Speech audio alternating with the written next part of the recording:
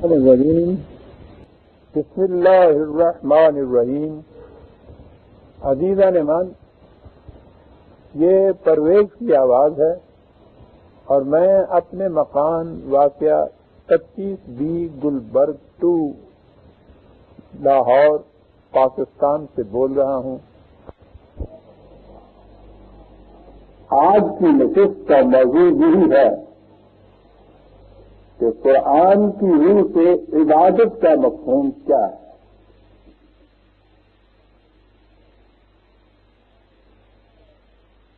آپ دنیا میں کسی مذہب پر نگاہ ڈالیے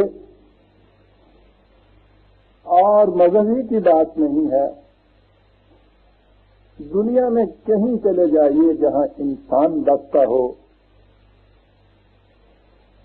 وہ افریقہ کے ہستی ہوں، آسٹریلیا کے ابوریجنیز ہوں، جنوبی امریکہ کے پریمیٹو ٹرائبس ہوں، وحشی سے وحشی انسان ہر بات میں ایک دوسرے سے مختلف ہوں گے.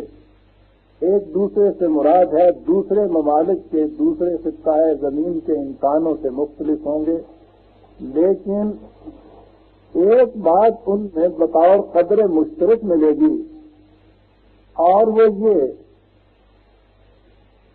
کہ کوئی نہ کوئی ایسی ہستی، کوئی ایسی قوت، کوئی خیالی تصوری صحیح اس قسم کی چیز انہوں نے ضرور تجویز کر رکھی ہوگی کہ جس کی وہ پرستش کرتے ہیں. پرستش کا مفہوم یا پرستش کا تصور یہ ہر جگہ پایا جائے گا. پوجا پاٹ، بھکتی، ورشپ، پرستش ایک ہی تصور ہے جس کے لیے مختلف الفاظ ہیں. پرستش کرنے کے طور طریقے مختلف ہو سکتے ہیں. پرستیدہ یعنی آبجیکٹ اور ورشپ جو ہے، پرستش کی جو شے ہے وہ بھی مختلف ہو سکتی ہے، لیکن پرستش کا تصور ہر جگہ پایا جائے گا. اس کے لیے اکثر مذاہب میں، اکثر قبائل میں تو کوئی نہ کوئی مخصوص چیز انہوں نے اپنے سامنے رکھ لی ہوگی جسے وہ اپنی پرستش کی شے سمجھتے ہوں گے. اس کے لیے فارسی زبان کا لفظ پرستیدہ ہوگا. پرستار پوجنے والا، پرستیدہ جس کی پوجا کی جائے. کوئی بت ہوگا، کسی حیوان کی شکل ہوگی، کوئی شے ایسی ہوگی کہ جس کی وہ پرستش کرے. لیکن پرستش کے اندر مفہوم یہ ہوگا کہ اس پرستیدہ کی تعریف میں گیت گائے جائیں، اس کی ستائش کی جائے، ڈنڈوت بجا لایا جائے، جھکا جائے، پھر نظر نیاز چڑھائی جائے، پھول چڑھائے جائیں، اپنی عقیدت کا اظہار کیا جائے. کم و بیش یہی چیزیں ملیں گی آپ کو پرستش کے اندر.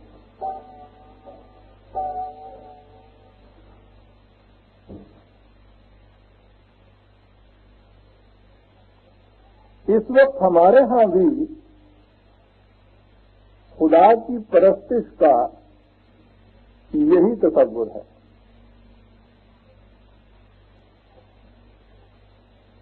ہمارے ہاں خدا کا بت تو نہیں بنایا جاتا، اور یہ ہماری ہی خصوصیت نہیں، اور بھی ایسے مذاہب ہیں جنہوں نے خدا کا بت نہیں بنایا، لیکن خدا کی پرستش وہ بھی کرتے ہیں. ہم بھی خدا کی پرستش کرتے ہیں. یعنی ہمارے ہاں جو کچھ مروجہ ہو رہا ہے اس میں خدا کی پرستش کی جاتی ہے.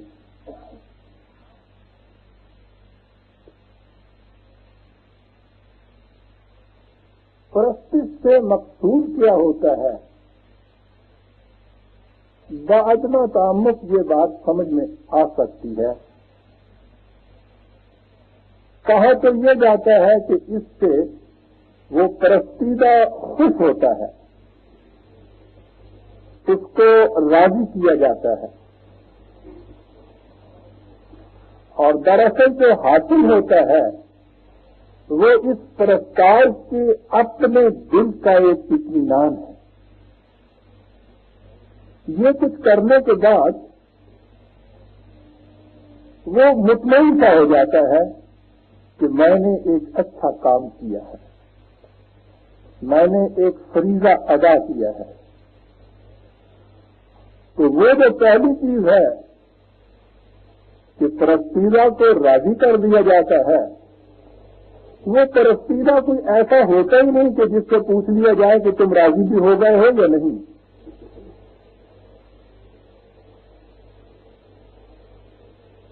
یا تو وہ بتوں کی قسم کے بے جان مجسمے ہوں گے، وہ بھی نہیں بتا سکیں گے کہ ہم راضی ہوئے ہیں یا نہیں، یا وہ خود اپنے ذہن کا ایک تصور ہوگا، وہ بھی یہ بات کر کے نہیں بتا دے گا کہ میں راضی ہو گیا ہوں یا نہیں. حتیٰ کہ خدا کا تصور بھی جس قسم کا ہمارے ذہنوں میں ہے اس کی بھی پرستش کی جائے تو وہ خدا خود نہیں بتاتا کہ میں اس سے راضی ہو چکا ہوں یا نہیں راضی ہو گیا. لیکن یہ کچھ کرنے والا اپنے دل میں ایک اطمینان ضرور محسوس کرتا ہے کہ میں نے یہ چیز کر دی. تو پرستش کا مفہوم ہوتا ہے یا مقصود ہوتا ہے پرستش کرنے والے کے دل کا اپنا اطمینان. معاف رکھیے گا، موضوع کچھ ایسا ہے کہ اسے خطبہ کی بجائے کچھ درس کے انداز میں، کچھ سبق کے انداز میں بیان کرنا زیادہ مفید رہے گا. اس لیے میں نے یہ انداز آج اختیار کیا ہے، یہ زیادہ مفید رہتا ہے تاکہ ایک ہی مرتبہ بات سمجھ میں آ جائے. تو میں یہ کہہ رہا تھا کہ پرستش میں پرستش کرنے والا اپنا اطمینان حاصل کر دیتا ہے، اور یہی وجہ ہے کہ ایک شخص اگر خدا کی پرستش کر کے اطمینان حاصل کر دیتا ہے تو دوسرا کالی ماتا کی پرستش کر کے اپنا اطمینان حاصل کر لیتا ہے. تیسرا کرشن کی پوجا سے اپنا اطمینان حاصل کر لیتا ہے، کوئی شیو جی کی پوجا سے اطمینان حاصل کر لیتا ہے. اور ان غیر مہذب قبائل میں تو جا کے دیکھیے انہیں یہ پتہ ہی نہیں، نام بھی نہیں انہوں نے رکھا ہوتا اس چیز کا کہ وہ کیا ہے. یوں ہی کوئی بھونڈی سی شکل، کوئی ذرا اونچا سا ٹیلا، حتیٰ کہ کیکر کا درخت، کوئی شے ہو وہ اس کو سامنے رکھ کے اپنے دل کا اطمینان حاصل کر لیتا ہے.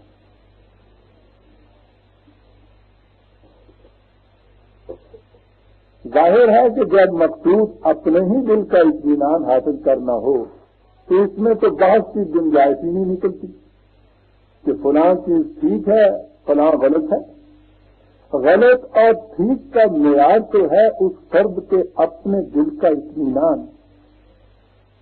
جسے آپ کہیں گے کہ صاحب تم یہ کالی ماتا کی پوجا کیا کرتے ہو، تو وہ کہے گا کہ صاحب اس بھکتی سے تو میرے دل کو بڑی شانتی ملتی ہے، اس کی پوجا سے میرے دل کو بڑا اطمینان حاصل ہوتا ہے.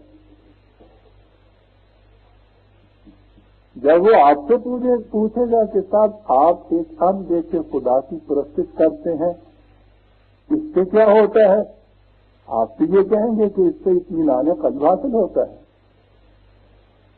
تو جب مقصود اپنا ہی اطمینان ٹھہرا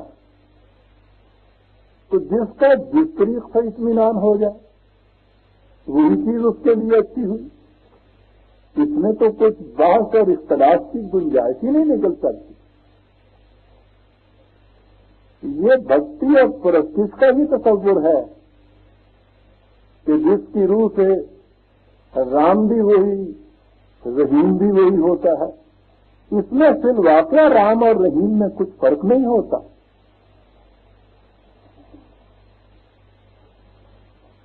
آپ دیکھتے ہیں کہ یہاں پہنچ کر مذہب اور تصوف کے کس طرح ڈانڈے مل جاتے ہیں.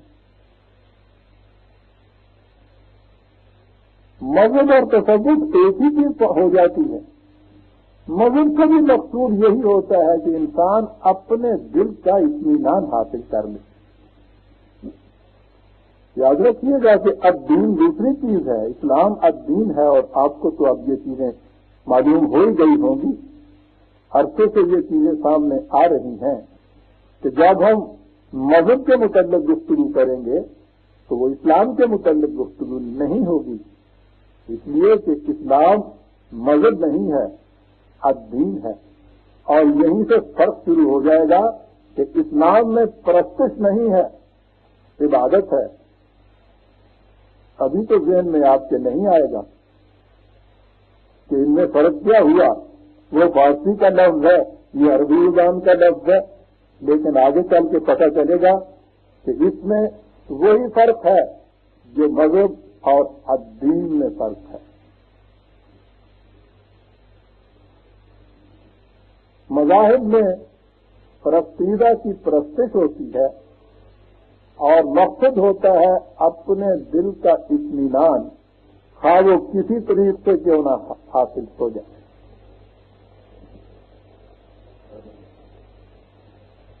اب آپ آئیے اسلام کی طرف.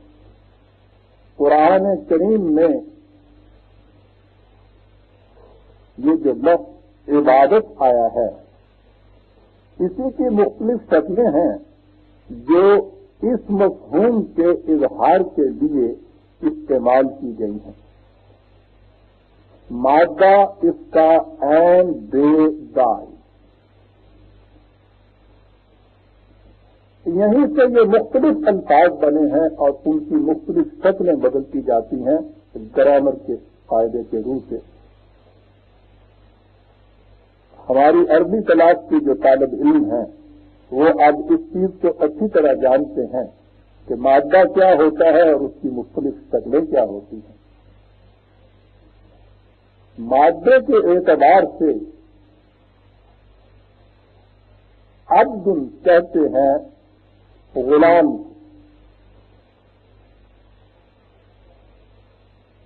خود قرآن کریم میں یہ لفظ ٹھیک غلام کے معنوں کے اندر بھی استعمال ہوا ہے. مثلا قصاص کے معاملے میں کہا گیا ہے کہ الحر بالحر والعبد بالعبد 2/178.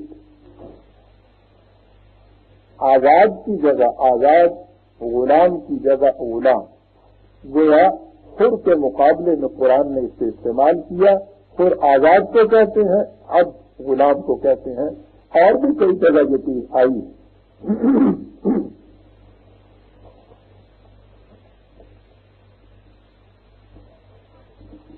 قدیم زمانے میں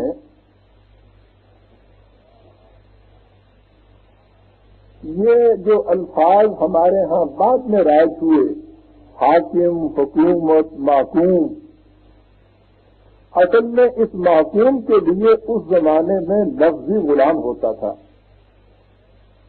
کوئی بادشاہ جس قوم کو یا جس ملک کو فتح کر لیتا تھا وہاں کے رہنے والے اس کے غلام ہو جاتے تھے. لیکن یہی چیز ذرا جب آگے چلی ہے تو چونکہ غلامی کے اندر ایک بڑا گھناؤنا پن، نفرت کا تصور پایا جاتا تھا، اس لیے غلام کی جگہ پھر محکوم کہنے لگ گئے جو دوسروں کی حکومت کے تابع ہوں، جو دوسروں کے حکم کے تابع ہوں. دوسروں کے حکم کا ماننے والا، یہ پھر ہو گیا یہ اب جسے ہم کہتے ہیں. اسی اعتبار سے یہ جو حکم کا ماننا ہے، آپ دیکھیے کہ اس کے اندر کتنی گہرائی ہے. تو عربوں کے ہاں اسی لفظ سے تعبید کے معنی ہوا غلام بنانا. تو ان کے ہاں عبدہ یا تعبید جو تھی وہ کہتے تھے یہ جب نیا نیا گھوڑا آتا ہے تو اسے سدھاتے ہیں. انگریزی میں اسے بریکنگ کہتے ہیں، ہارنسنگ بھی کہتے ہیں اور بریکنگ عام طور سے کہتے ہیں. اسے سدھایا جاتا ہے تاکہ وہ رگی میں ٹانگے میں دیکھنے کے قابل ہو جائے. یہ سدھانا کیا ہوتا ہے؟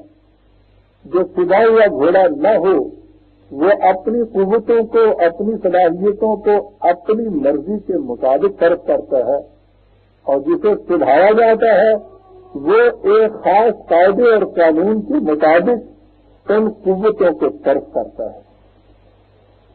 وہ ایک قانون کا اتباع کرتا ہے، آپ کے قاعدے کا اتباع کرتا ہے، اس کے مطابق وہ اپنی قوتوں کو صرف کرتا ہے.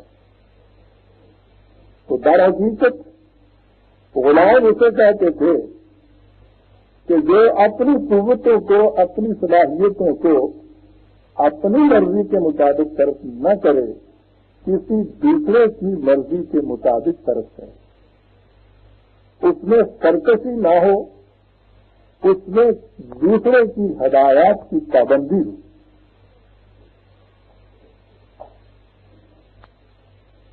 یہی چیز ہے جو معصوم کے اندر پائی جاتی ہے. معصوم بھی جو کچھ ان کے پاس ہوتا ہے اس قوم کے پاس، وہ اپنی مرضی کے مطابق صرف نہیں کر سکتے، بلکہ حاکم کی مرضی کے مطابق انہیں صرف کرنا ہوتا ہے. معصومی کے معنی میں یہ لفظ قرآن کریم میں بڑی وضاحت سے آیا ہے. آپ کو پتہ ہے کہ جب حضرت موسیٰ علیہ السلام مبعوث ہوئے ہیں تو بنی اسرائیل کی قوم مصر کے فرعونہ کی محکوم تھی، یعنی مصر کے جو بادشاہ تھے وہ حاکم تھے، حکومت ان کے پاس تھی، اور بنی اسرائیل ان کی قوم میں تو نہیں تھے، غیر قوم کے افراد تھے. یہ ان کی حکومت میں محکومی کی حیثیت سے رہتے تھے. قرآن کریم نے بڑے دلچسپ انداز میں ایک بات بیان کی ہے کہ جب حضرت موسیٰ علیہ السلام فرعون کے پاس آئے اور آ کر ان سے کہا کہ ان اللہ کے بندوں کو میرے ساتھ بھیج دے، بنی اسرائیل کو اجازت دے دے کہ میں ان کو یہاں سے لے جاؤں اور انہیں آزادی کی سزاؤں کے اندر زندگی بسر کرنا سکھاؤں. تو فرعون نے حضرت موسیٰ سے کہا کہ موسیٰ تم بھول گئے کہ ہم نے تم سے کتنے احسانات کیے تھے. بچپن میں جب وہ تندور دریا کی لہروں میں جا رہا تھا، نہ جانے کہاں ڈوب جاتا، وہاں سے تمہیں نجات دلائی. اپنے محلوں میں شہزادوں کی طرح تمہاری پرورش کی. پھر وہ بھی تمہیں یاد ہے کہ تم نے یہاں قتل کا ایک جرم کیا، یہاں سے تم بھاگ کے گئے. یہ تمام احسانات تمہارے اوپر، اور تمہاری آج کیفیت یہ ہے کہ ہمارے ہی خلاف سرکشی اختیار کر رہے ہو. بڑی عجیب نفسیاتی کیفیت ہے کہ معصوم قوم کا جو لیڈر آتا ہے سامنے، اس سے گفتگو ذاتی ہوتی ہے اور ذاتی احسانات گنائے جاتے ہیں، اور اس کے پردے میں یہ بھی بات ہوتی ہے کہ اگر یہ سرکشی چھوڑ دے تو اسی قسم کے احسانات اور انعامات وہ اسی طرح سے مسلسل جاری نہ ہوں گے تمہارے ساتھ، اس سے سودا بازی ہوتی ہے. لیکن یہ جس سے سودا کیا جا رہا تھا یہ تو صاحب غرض قدیم تھا، یہ تو ایک عظیم انقلاب کا دائی تھا، آسمانی انقلاب برپا کرنے کے لیے آیا تھا، وہ ان جھانسوں میں کس طرح سے آ جاتا ہے؟ اس نے لمبی چوڑی یہ ساری تفصیل بیان کی، قرآن کریم نے یہ سارا کچھ اس میں لکھا ہے، اور اس کے بعد حضرت موسیٰ علیہ السلام نے اس سب کا ایک ہی جواب دیا، اور جواب یہ تھا کہ وہ تلک نعمت تمنہا علی ان عبدت بنی اسرائیل، جی یہ ہے آپ کے احسانات، یہ ہے وہ آپ کی نعمت عظمی جس کا یاد دہانی کرائی جا رہی ہے کہ پوری کی پوری بنی اسرائیل کی قوم کو اپنا معصوم بنا رکھا ہے۔ بہت بڑا احسان ہے جناب کا ہمارے اوپر، خوب سمجھتے ہیں ہم۔ 26/22 میں بات کر رہا تھا بس عبد ہم عبدت بنی اسرائیل کہ تو نے بنی اسرائیل کو اپنا محکوم بنا رکھا ہے، یہی لفظ آ گیا جس سے عبادت آتی ہے۔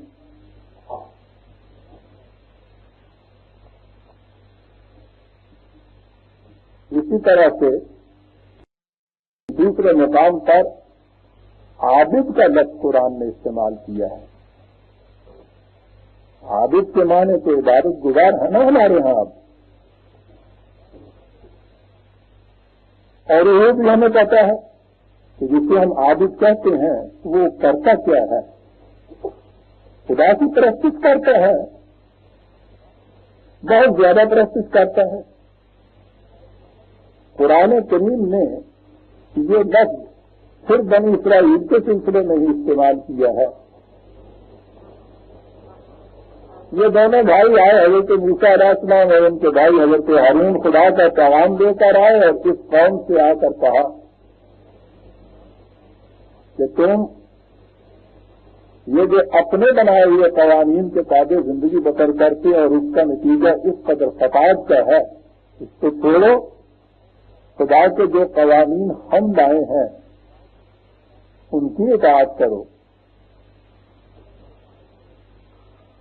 یہاں بھی قرآن کریم ایک بڑا عجیب نقطہ اور عظیم حقیقت بیان کر گیا ہے کہ اس قوم نے یہ جواب دیا آلو فقالو امینہ لبشرین مثلنا وقومہما لنا عابدون 23/47 کہنے لگے کہ اچھا یہ کہتے ہیں کہ یہ دو انسان جو بالکل ہمارے ہی جیسے انسان ہیں، کوئی خارق عادات چیز ان کے پاس نہیں ہے، ہمارے جیسے دو انسان، ان کی صداقت پر ہم ایمان لیں، اور آگے یہ کہا کہ یہ انسان ہونے کی حیثیت سے تو ہمارے جیسے نظر آتے ہیں، اور کیفیت یہ ہے کہ یہ اس قوم کے افراد ہیں جو خود ہماری معصوم ہے۔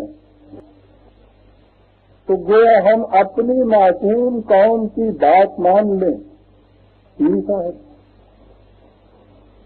حاکم قوم کے ذہن میں تنظیم یہ بیٹھی ہوتی ہے کہ معصوم قوم میں اپنے فکر و بصیرت کے دانش ان کے پاس نہیں گھٹ سکی، ان کی بات کیسے مانی جا سکتی ہے؟ چھوٹے سے پیمانے کے گھروں کے اندر نہیں ہم دیکھتے، اپنے موقع کی کسی بات کر کے توجہ نہیں دیتا، اسے درخور تنہائی نہیں سمجھا جاتا، وہ اس قابل ہی نہیں ہوتی کہ اس پہ غور بھی کیا جائے۔ خواہ وہ سارے گھر بھر کی عقل کو ملا کے بھی دیر عقل کا مالک کیوں نہ ہو، لیکن وہ تو موقع ٹھہرا، جو ہی اس نے کبھی ضرورت بھی کسی معاملے میں کوئی بات کہنے کی تو چلتے دینے کا پتا ہے۔ یہ کیفیت ہو جاتی ہے انسانوں کی اس تفصیل میں، جب کوئی قوم حاکم ہو اور دوسری قوم معصوم ہو جائے تو پھر معصوم قوم کی کوئی بات بھی اس قابل نہیں سمجھی جاتی کہ اس پہ غور بھی کیا جائے۔ تو انہوں نے یہ کہا کہ ہمیں تو ان کی باتوں پہ غور کرنے کی بھی ضرورت نہیں ہے، انسان ہونے کی وجہ سے بالکل ہمارے جیسے کوئی خاص بات ان میں نہیں ہے، کوئی کرامت نہیں، کوئی خارق عادت بات نہیں، اور پھر معصوم قوم کے افراد اور یہ چاہتے ہیں کہ ہم ان کی بات مان لیں، میں لفظ عابد سے آیا تھا، وَقَوْمُهُمَا لَنَا عَابِدُونَ، یہ قوم ہماری عابد ہے۔ آپ نے دیکھا کہ بالکل معقول کے معنوں کے اندر بھی استعمال ہو رہا ہے۔ ہماری عبادت گزار ہے، ہماری معصومیت اختیار کیے ہوئے ہیں۔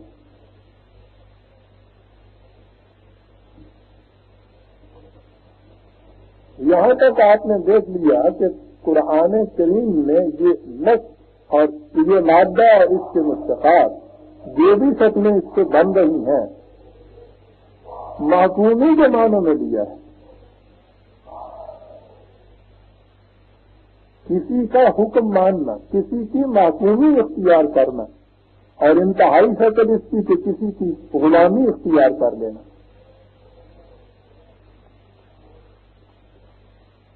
اب آگے چلیے، اس معصومی کے تصور کو کہ یہ عبادت ہی کا دوسرا نام ہے، قرآن کریم نے سورہ کہف کی 2 آیات میں اور واضح کر دیا۔ ایک جگہ اس نے کہا ہے کہ فَمَنْ كَانَ يَرْجُو لِقَاءَ رَبِّهِ فَلْيَعْمَلْ عَمَلًا صَالِحًا وَلَا يُشْرِكْ بِعِبَادَةِ رَبِّهِ أَحَدًا 18/110۔ جو خدا کے سامنے کی آرزو رکھتا ہے اسے چاہیے کہ وہ عمل صالحہ کرے، اور آگے ہے وَلَا يُشْرِكْ بِعِبَادَةِ رَبِّهِ أَحَدًا، اور اپنے رب کی عبادت میں کسی اور کو شریک نہ کرے۔ یہاں لفظ عبادت کا آیا ہے، اور اسی سورہ میں ذرا پہلے ہے خود خدا کے متعلق کہ وَلَا يُشْرِكُ فِي حُكْمِهِ أَحَدًا، وہ اپنی حکومت میں کسی اور کے شریک نہیں کرتا۔ 18/26۔ تو انسانوں کی طرف سے عبادت ہے، خدا کی طرف سے حکم ہے۔ ان 2 لفظوں نے بات بالکل واضح کر دی کہ اس نے کہا یہی ہے کہ مومن وہ ہے جو خدا کی محکومی میں، خدا کی حکومت میں، یعنی اپنے آپ کو خدا کا محکوم بنانے میں کسی اور کو شریک نہیں کرتا، خالق خدا کا محکوم ہوتا ہے، خدا کے احکام کی اطاعت کرتا ہے، اور خدا اپنی حکومت میں کسی اور کو شریک نہیں کرتا۔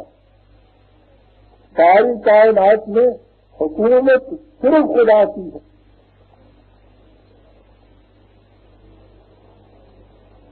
اللہ کی حکومت خارجی کائنات میں اب خود جاری و ساری ہے۔ انسانوں کی دنیا کے اندر انسانوں نے اسے خود اختیار کرنا ہے، خدا کا خود محکوم بننا ہے۔ خدا کا، اللہ کا یہ تصور کہ جس میں یہ حاکمیت پائی جاتی ہے، عربی زبان کی روح سے بھی یہ جو اللہ کا لفظ ہے اس کا بھی یہ مفہوم ہے۔ اللہ کو آپ کو پتا ہے نا کہ الہ ہے، یہ جو لفظ ہے الہ کا، اگر کہ لغت کے اعتبار سے اس کے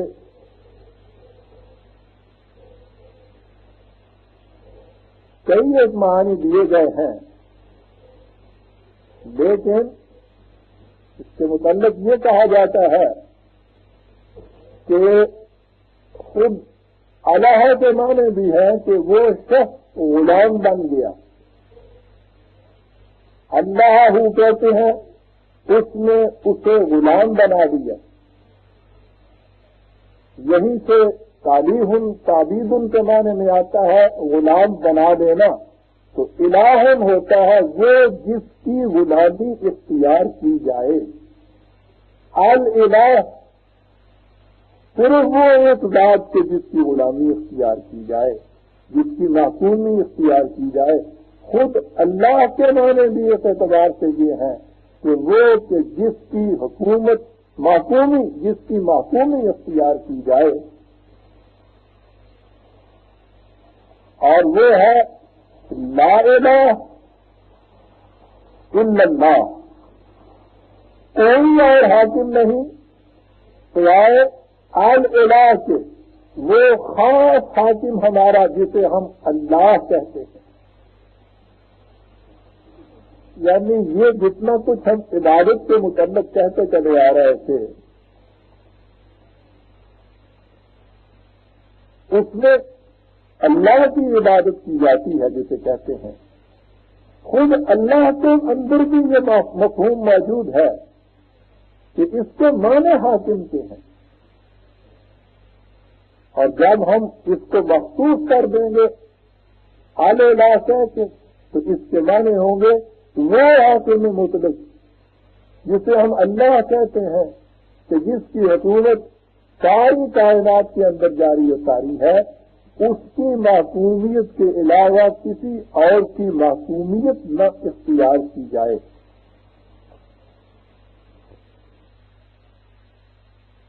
یہاں تک تو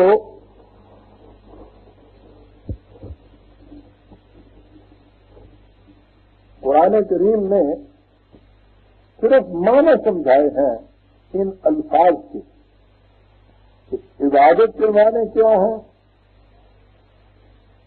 اور خود اللہ کے معنی کیا ہیں.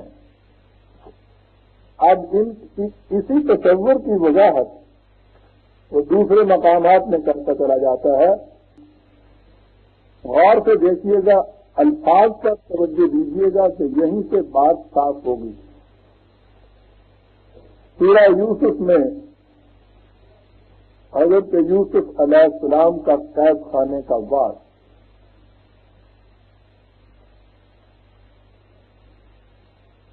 سورہ یوسف بھی بڑی حسین و جمیل صورت ہے. ایک فرد کی سیرت کی بلندی ایسے خوبصورت انداز میں اس میں سامنے آتی ہے کہ جس کا جواب نہیں. بہرحال وہ چیز تو اس وقت موضوع نہیں.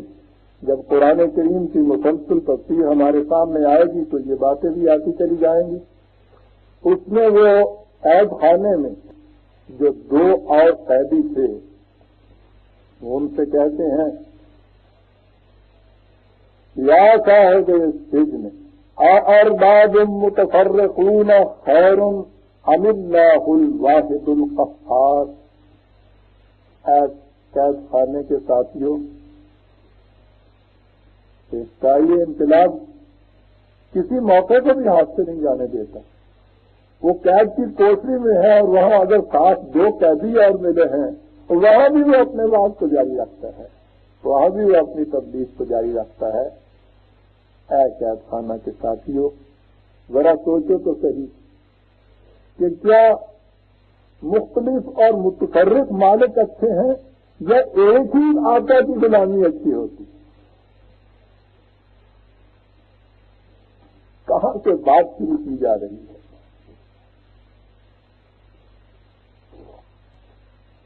یہاں یہ ارباب کیا ہے کہ آقا ان کو کہا، مالک کہا، مختلف آقا، یہ ایک ہی غلامی.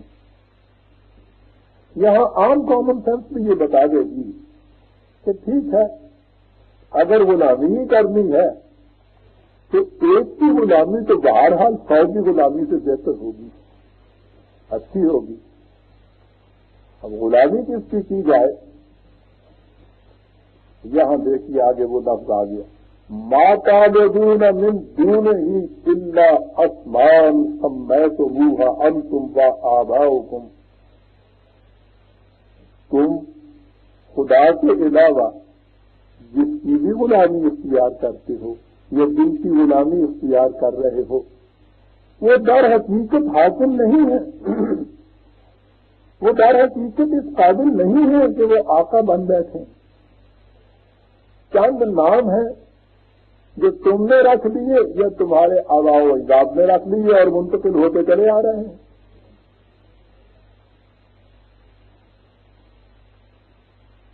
بہت بڑی حقیقت ہے جو قرآن بیان کر گیا. نام ہے جو تم نے کچھ رکھ لیے ہیں. جس چیز کی بھی پرستش ہوتی ہے دنیا میں آپ دیکھیے صرف ان کا نام رکھا ہوتا ہے. کسی کو پتہ نہیں ان کی حقیقت کیا ہے. شیو جی کی پرستش ہو رہی ہے. ابھی یہ کیا ہے؟ شیو جی ہے نا, اس سے زیادہ آگے کوئی نہیں چل سکتا. کچھ انہوں نے نام رکھ لیے, کچھ تم نے نام رکھ لیے, اور اس میں یہ تمام ارباب من دون اللہ آ جاتے ہیں کہ جن کی کسی نہ کسی شکل کے اندر معصومی اور غلامی اختیار کی جاتی ہے. مذہبی پیشوا ہوں, دنیاوی حاکم ہوں, جو روحانیت کی دنیا کے اندر جو اپنی سلطنت قائم کیے ہوئے بیٹھے ہیں ان کے ذہنی تصور ہوں, ذہنی ذہن کے اندر, یعنی وہ باہر کچھ بھی نہیں ہے, ان کا ایک نام رکھا ہوا ہے اور ڈر رہے ہیں, کانپ رہے ہیں محض نام سے. یعنی اگر ان کا وہ نام منتقل ہو کے ہم تک نہ آئے تو کسی کو پتہ ہی نہیں چلے گی کہ ایسا ہو بھی گزرا ہے. نام منتقل ہوتے چلے آ رہے ہیں اور ان ناموں سے ڈرتے ہوئے چلے جا رہے ہیں اور ان کی پرستش ہوتی ہوئی چلی جا رہی ہے.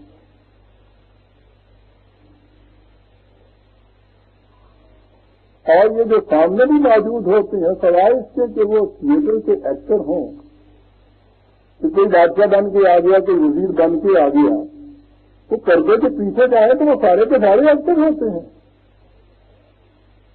ان میں بذات قوت کون سی ہوتی ہے؟ یہ برف سے بنے ہوئے دیوتا بس سورج نکلا اور پگھلنے شروع ہو گئے. کتنے پگھل کے بہ گئے, کتنے پگھل کے بہ جائیں گے. سوائے اس کے کہ نام آپ نے ان کا کچھ رکھ لیا اور اس کے بعد ان کے سامنے جھکنا شروع کر دیا.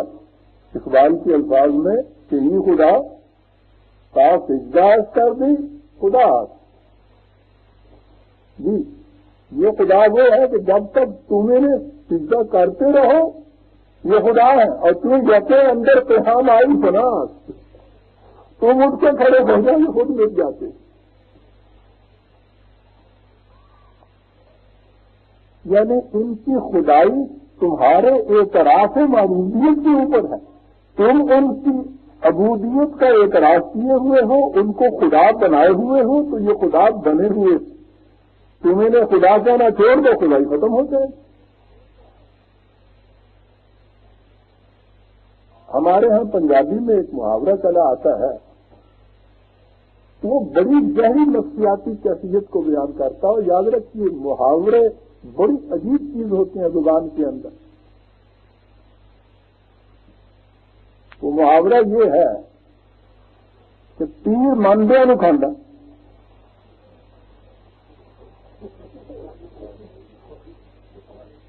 بولتے تو آپ چلے آ رہے ہوں گے مدت سے, کبھی غور نہیں آپ نے کیا ہوگا کہ یہ بات کیا ہے.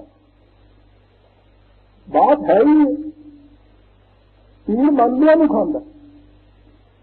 جو اسے تیر سمجھتا ہے وہ اسے کھا سکتا ہے, جو اسے تیر نہیں سمجھتا اس میں کوئی اس سے زیادہ قوت ہوتی ہی نہیں ہے کہ وہ اس سے بھی کچھ منوا لے اور اس سے بھی کچھ لے لے, کچھ سے بطور لے. بالکل نہیں, تیر مانگے نا کھانا. یہ خدا کا سجدہ کر دی خدا. جب تک تم ان کے سامنے سیدھے میں پڑے رہو ان کی خدائی کہاں ہے. اور کیوں یجے اندر تیار آئی بنا. اچھا جی پیر صاحب غلام علیکم, اس کے بعد ہم آپ کے مرید نہیں رہیں گے, تیری ختم. جی اور عزیزان من ایک پیر پر ہی کیا منحصر ہے. اس خدا واحد القہار کے علاوہ جس کو بھی ہم نے رب بنایا ہے ان کی حقیقت یہی ہے کہ جس وقت آپ اس سے کہہ دیں کہ تو ہوتا کون ہے, ختم ہو جاتا ہے وہ اس کے بعد. یہ تو ہماری عطا کردہ قوت ہوتی ہے جس کو وہ ہمارے خلاف ایکسرسائز کر رہے ہوتے ہیں. تمہیں تو تم کے سوا کوئی کچھ نہ کہتا تھا, روح ہم نے بنایا, جناب ہم نے کیا. کہ تو ہم نے جناب اور حضور بنایا ہوا ہوتا ہے، ورنہ پوچھتا کون؟ اسمان میں تو وہ ہم تو واباؤ کو نام ہے کچھ رکھ لیے، کچھ تمہارے بڑوں نے رکھ لیے منتقل ہوتے چلے آ رہے ہیں، کچھ تم نے رکھ لیے آگے منتقل ہوتے چلے جائیں گے۔ سب مانزل اللہ بہا من سلطان، خدا نے ان کے لیے کوئی صنعت نازل نہیں کی۔ یاد رکھیے، خدا کسی کی حکومت کے لیے بھی صنعت نازل نہیں کرتا، اس لیے کہ وہ اپنی حکومت میں کسی کو شریک نہیں کرتا، اور جب شریک حکومت ہی کوئی نہیں تو وہ اس کے لیے صنعت کیسے بھیج دے گا کہ یہ بھی حاکم ہے تمہارا؟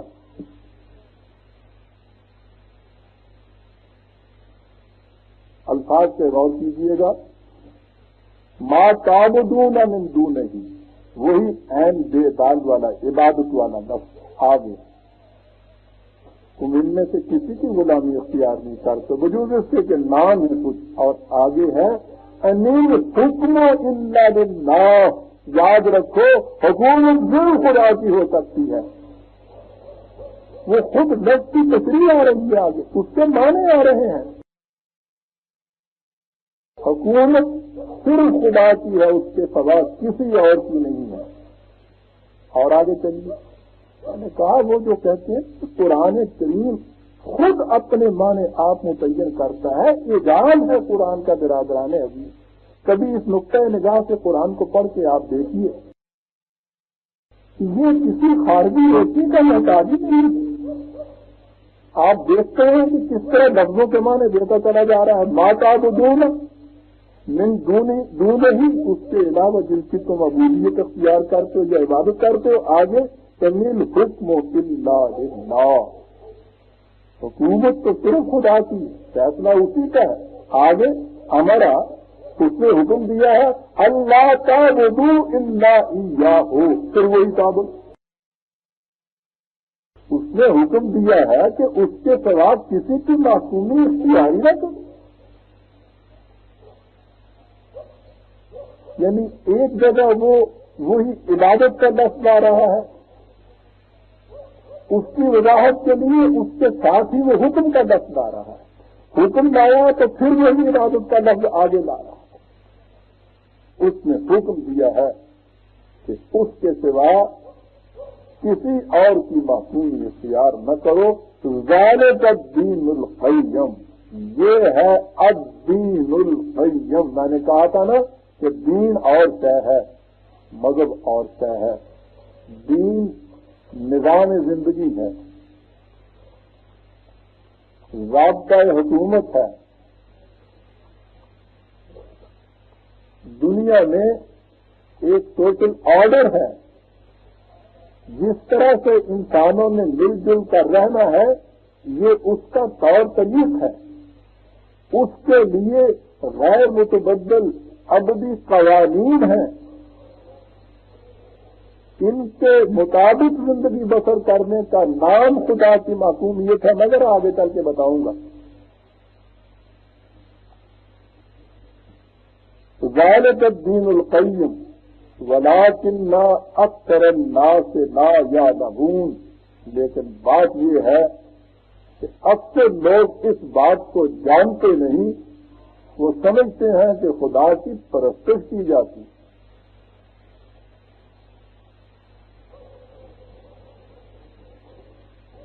یہاں تک تو چیز آئی پازیٹو، ایجابی، مثبت، خدا کی معصومیت اختیار کی جائے گی۔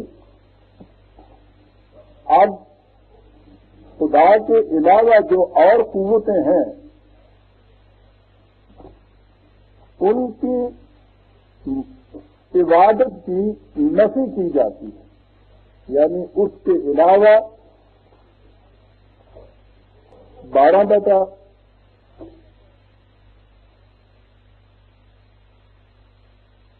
یوم مکافات عمل کا سلسلہ اس ضمن میں سورہ یاسین میں کہا گیا، الم اعہد الیکم یا بنی آدم ان لا تعبدوا الشیطان انہ لکم عدو مبین۔ اے بنی آدم کیا ہم نے تم سے یہ عہد نہیں لیا تھا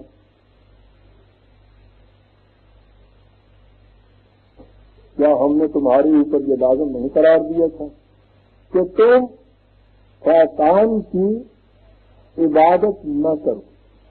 میں ترجمہ وہی کیے جا رہا ہوں. وہ تمہارا کھلا ہوا دشمن ہے. شیطان کی پرستش دنیا میں کوئی بھی نہیں کرتا. پوری تاریخ میں شروع سے آخر تک آپ دیکھ جائیے شیطان کی پرستش کرنے والا کوئی جاہل سے جاہل ویسی سے ویسی گروہ بھی نہیں ملا. شام کے علاقے میں وہاں کی پہاڑیوں میں ایک باطنی قسم کا فرقہ ہے. ان کے متعلق یہ عام طور پہ مشہور تھا کہ وہ شیطان کی پرستش کرتے ہیں. ایک ریسرچ اسکالر نے ہندوستان کی ایک خاتون ہے وہ انہوں نے وہاں جا کے ان کی ریسرچ کی اس لیے کہ یہ بات بڑی نرالی سی تھی. تاریخ میں یہ کہیں نہیں ملتا تھا کہ شیطان کی پرستش کسی نے کی ہو. تو وہاں جا کے اس نے اس کی ریسرچ کی ہے اور اس نے اس پہ کتاب لکھی ہے. اس نے کہا کہ وہ شیطان کی پرستش نہیں کرتے, وہ اس سے ڈرتے ہیں, اس سے خوف کھاتے ہیں. ملک طاؤس اس کا نام انہوں نے رکھا ہوا. وہ پرانا عیسائیت کا تصور, جنت سے آدم سے نکلنے کا خیال کہ وہ پھر وہ سانپ بن کے وہ اندر گیا تھا.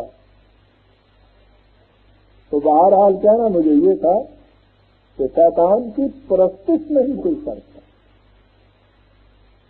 اور خود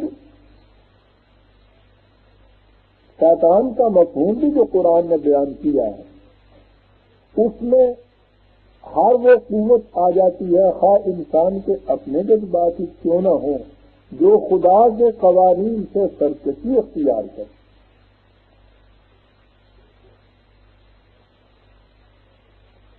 اب یہاں کہتا ہے قرآن یہ کہ بنی آدم سے یہ کہا جائے گا کہ کیا یہ بات تم سے نہیں کہی گئی تھی اللہ تعبدوا الشیطان, کہ تم نے کسی ایسی قوت کی معصومی اختیار نہ کرنا جو خدا کے قوانین سے سرکشی برت رہی ہو. انہ لکم عدو مبین, بڑا کھلا ہوا دشمن ہے یہ. وَأَنِ اعْبُدُونِی ھَذَا صِرَاطٌ مُسْتَقِیمٌ, میری معصومی تم نے اختیار کرنا یہ ہے سیدھا اور توازن بدوش راستہ.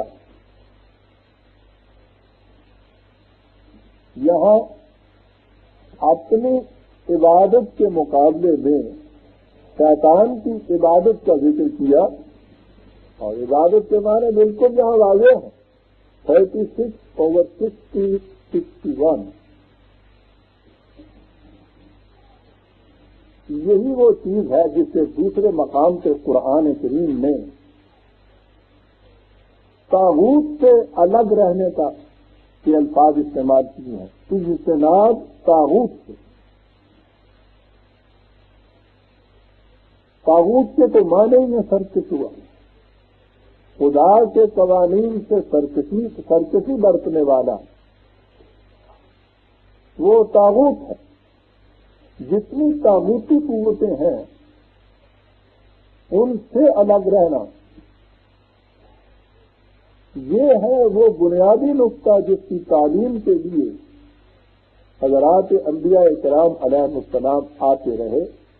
قرآن کریم میں ہے کہ وَلَقَدْ بَعَثْنَا فِي كُلِّ أُمَّةٍ رَسُولًا, ہم نے ہر قوم میں ایک پیغمبر بھیجا یہ کہنے کے لیے کہ اعبدوا اللہ واجتنبوا الطاغوت, کہ تم صرف اللہ کی معصومی اختیار کرنا, یہاں پھر وہی عبادت کا لفظ ہے, اور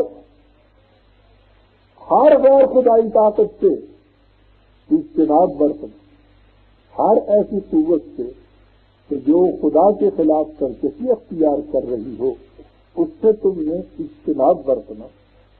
16/36. یہاں پھر وہی لفظ عبادت کا آیا ہے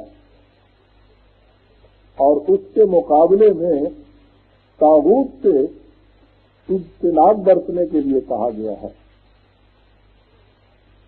دوسرے مقام میں اس کی پھر وضاحت کر دی کہ طاغوت سے اجتناب کے معنی کیا ہے اور اس کے مقابلے میں خدا کی عبودیت اختیار کرنے کا مفہوم کیا ہے. سورہ نساء میں ہے أَلَمْ تَرَ إِلَى الَّذِينَ يَزْعُمُونَ أَنَّهُمْ آمَنُوا بِمَا أُنزِلَ إِلَيْكَ وَمَا أُنزِلَ مِنْ قَبْلِكَ. تم نے ذرا ان لوگوں کی حالت پر بھی غور کیا؟ انہیں بھی ذرا دیکھا ہے کہ بغام خیز وہ سمجھ یہ رہے ہیں کہ ہم بڑے پکے مومن ہیں, ہم ایمان رکھتے ہیں قرآن کے اوپر, ایمان رکھتے ہیں اس سے پہلے کی کتابوں کے اوپر. یزعمون, اپنے ذہن میں یہ سمجھے بیٹھے ہیں, غام ہے انہیں اس چیز کا کہ ہم ایماندار ہیں. اور اس کے بعد ہے یریدون ان یتحاکموا الی الطاغوت, اور چاہتے یہ ہیں کہ وہ الطاغوت کی معقولیت اختیار کر دیں, اپنے معاملات کے فیصلے طاغوت سے کرایا کریں. ایمان کا دعویٰ ہے اور وہ قوتیں جو خدا کے قوانین کے خلاف جاتی ہیں وہ ان سے اپنے معاملات کے فیصلے کراتے ہیں, ان کی معقومی اختیار کرتے ہیں. وقد امروا ان یکفروا بہ, حالانکہ ان کو حکم یہ دیا گیا تھا کہ ان سے یکسر انکار برتیں. وَيُرِيدُ الشَّيْطَانُ أَن يُضِلَّهُمْ ضَلَالًا بَعِيدًا. الطاغوت پہلے آیا ہے اور یہاں شیطان کا نقطہ ہے, دونوں ایک. حالانکہ شیطان یہ چاہتا ہے کہ تمہیں بہت دور کی گمراہی کے اندر پھینک دے. یہاں آیا یتحاکموا الی الطاغوت, غیر خداوندی قوتوں کی طرف جاتے ہیں اپنے معاملات فیصلہ کرانے کے لیے, ان کی معصومی اختیار کرتے ہیں. حالانکہ آگے ہے وَإِذَا قِيلَ لَهُمْ تَعَالَوْا إِلَىٰ مَا أَنزَلَ اللَّهُ وَإِلَى الرَّسُولِ رَأَيْتَ الْمُنَافِقِينَ يَصُدُّونَ عَنْكَ صُدُودًا.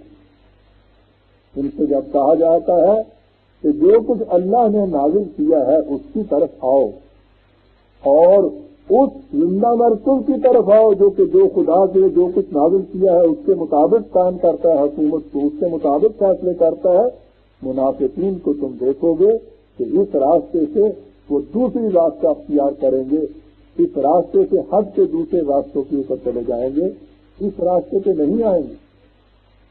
قرآن واضح کر رہا ہے یہاں کہ طاغوت سے فیصلے منوانے, ان سے فیصلے کرانے, ان کی معصومیت اختیار کرنا یہ کفر ہے. اور اس کے مقابلے میں ایمان یہ ہے کہ جو کچھ خدا نے نازل کیا ہے اس کے مطابق اپنے فیصلے کرائے جائیں, حکومت اس کے مطابق قائم کی جائے. 4/60, 61.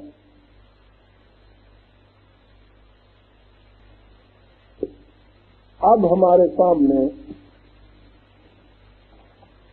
سورہ نور کی وہ آیت آتی ہے جو اس بات میں یوں سمجھیے کہ گویا قول فیصل کہ عبادت کے معنی کیا ہے.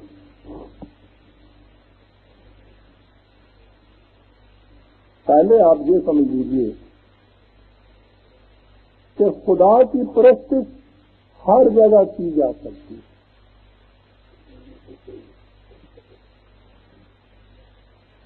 اس کی پوجا پاٹ کرنے میں کوئی چیز بھی معنی نہیں ہو سکتی. ہم ہندوستان میں انگریزوں کی حکومت میں رہتے تھے, ان سے محکوم تھے. کوئین وکٹوریہ نے اپنے منشور میں اس کی اجازت دی تھی کہ ہر شخص کو اپنے اپنے طور طریق پر عبادت کی اجازت ہوگی. عبادت کا تو مفہوم ان کے یہاں پرستش ہی تھا.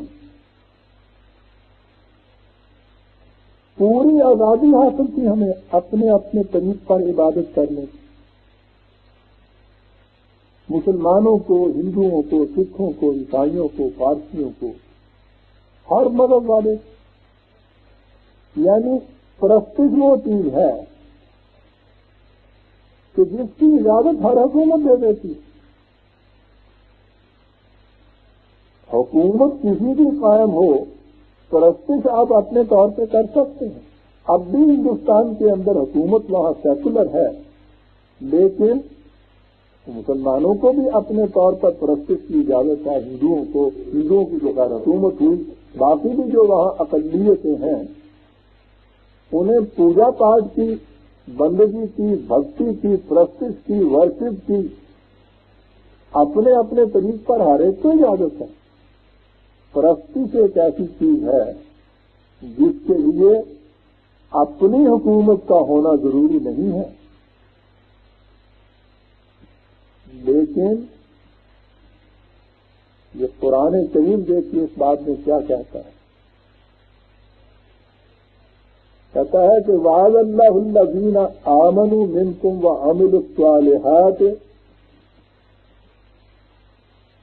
جو لوگ تم میں سے ایمان لائے اور وہ اعمال صالحہ کرتے ہیں، اللہ نے ان کے ساتھ یہ وعدہ کر رکھا ہے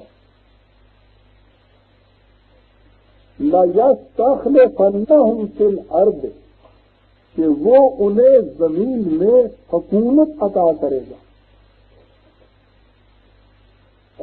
ان کی مملکت اپنی ہوگی، استخلاف فی الارض ہوگا، اپنی ان کی حکومت ہوگی. فَمَسْتَخْلَفَ الَّذِينَ مِنْ قَبْلِهِمْ، اور یہ نہیں کہ کوئی ذہنی کی بات ہے کہ اپنے حجرے کے اندر بیٹھے ہیں اور سمجھ رہے ہیں کہ پورے لاہور کے گورنر ہم ہی ماضی ہیں. کہہ دیا جس طرح سے ہم نے تم سے پہلے جو اقوام تھی انہیں حکومت عطا کی تھی، تاریخ تمہیں بتائے گی کہ حکومت کسے کہتے ہیں، استخلاف سے لفظ ہوتا کیا ہے. ضمن بات یاد آ گئی کہ جس زمانے میں وہاں پاکستان کی تحریک جاری تھی اور ہم یہ کہا کرتے تھے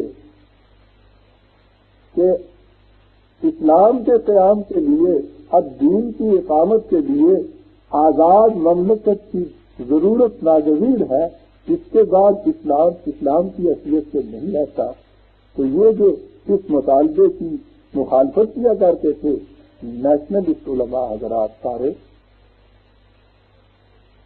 ہم یہ جو دعویٰ کرتے تھے کہ اس کے لیے ضرورت ہے کہ استخلاف ہونا چاہیے، یہ آیت پیش کی جاتی تھی کہ دیکھیے قرآن کریم جو کہتا ہے کہ ایمان اور اعمال صالحہ کا نتیجہ، لازمی نتیجہ خدا کے وعدے کے مطابق زمین میں تمہاری اپنی حکومت ہے، اور آگے اس کے لیے یہ جو بتاتا ہے شرط قرار دیتا ہے اسلام اور دین کے تمکن کے لیے اسے، اس لیے مسلمانوں کی الگ آزاد مملکت ہونی الاسلام کے قیام کے لیے ضروری ہے. یہ ان سے کہا جاتا تھا. آپ حیران ہوں گے کہ اس کا جواب دیا ملتا تھا. بات تو بڑی صاف تھی، جواب کیا دیا جاتا، لا یستخلفنہم فی الارض، یقیناً خدا کہتا ہے کہ وعدہ ہے ہمارا کہ یقیناً ان لوگوں کو ہم ارض میں اس زمین پر حکومت عطا کریں گے. ان سے کہا جاتا تو اس کا جواب یہ ملتا تھا ہمیں کہ یہاں الارض سے مراد ارض الجنت ہے، بہتری زمین میں، وہاں حکومت ملے گی.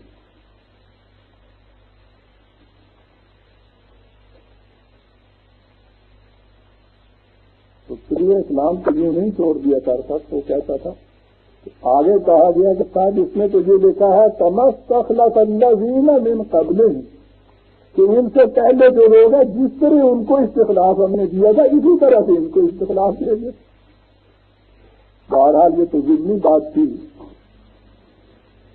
قرآن کہتا یہ ہے ایمان اور اعمال صالحہ کا لازمی نتیجہ خدا کے وعدوں کے مطابق استخلاف فی الارض ہوتا ہے. اب سنیے کہ یہ استخلاف فی الارض یہ اپنی آزاد حکومت کس مقصد کے لیے ملتی ہے؟ وَلَا يُمَكِّنَنَّ لَهُمْ دِينَهُمُ الَّذِي ارْتَضَىٰ لَهُمْ کہ وہ دین وہ نظام زندگی جسے ان کے لیے پسند کر دیا گیا ہے خدا نے تجویز کر دیا ہے اس کا تمکن ہو جائے وہ اسٹیبلش ہو جائے. اب دین کے قائم ہونے کے لیے اس کے اسٹیبلش ہونے کے لیے استخلاف فی الارض نہایت ضروری ہے. اپنی آزاد مملکت کا ہونا جس میں یہ الدین اسٹیبلش کیا جا سکے یہ ہے وہ صورت جو قرآن نے بتائی. اس کے لیے نتیجہ والا جو بدلنہم من بعد خوفہم امن اور تاکہ خوف کے بعد انہیں امن نصیب ہو جائے. چاہے وہ جہاں تک پرستش کا تعلق تھا وہ تو انگریز کی معصومی کے زمانے میں بھی کوئی خوف نہیں. تو یہ کون سا خوف ہے کہ جو امن سے بدلتا ہے صرف صورت میں جب کہ آپ کو اپنی آزاد مملکت مل جائے. اور آگے آیا وہ لفظ کہ یہ استخلاف فی الارض یہ آزاد مملکت یہ دین کا تمکن یہ تمہاری اپنی حکومت تاکہ تم قوانین خدا بندی کو رائج کر سکو یہ سب کچھ کس مقصد کے لیے یعبدوننی لا یشرکون بی شیئا تاکہ تم میری عبادت کر سکو اور اس میں کسی کو شریک نہ کرو. وہ عبادت کر سکو میں نے لفظ ترجمہ کر دیا اس کا.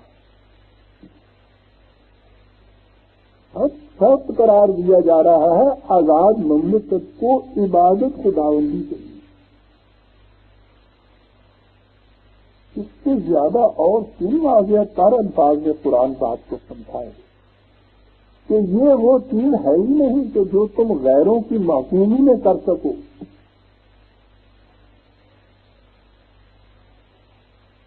اس کے لیے اس نے خدا نے حتمی وعدہ کر رکھا ہے تمہارے ساتھ کہ تمہیں آزاد مملکت دے گا تاکہ تم میری ہی عبادت کرو اور اس میں کسی اور کو شریک نہ کرو. غیروں کی معصومی میں احکام اور قوانین تو دوسروں کے ماننے پڑتے ہیں آپ کو.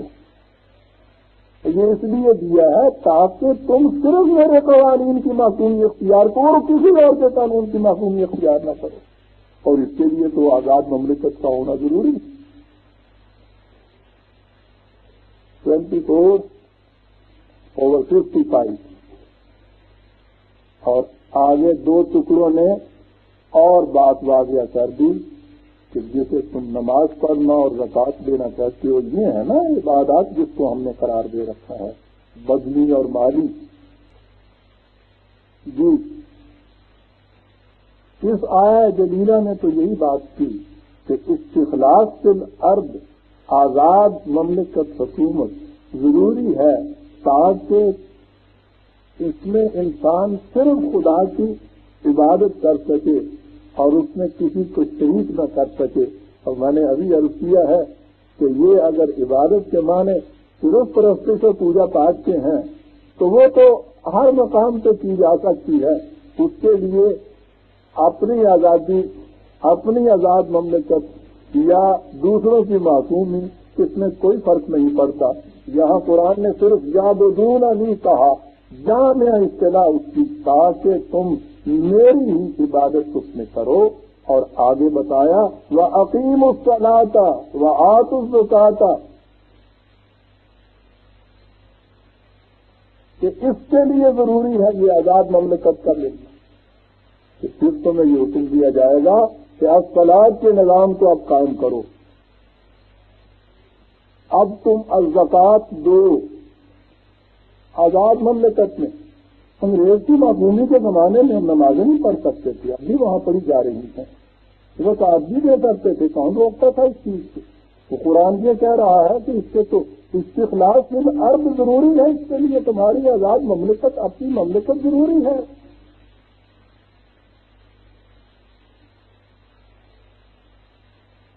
تاکہ تم نظام سلاج کو قائم کر سکو۔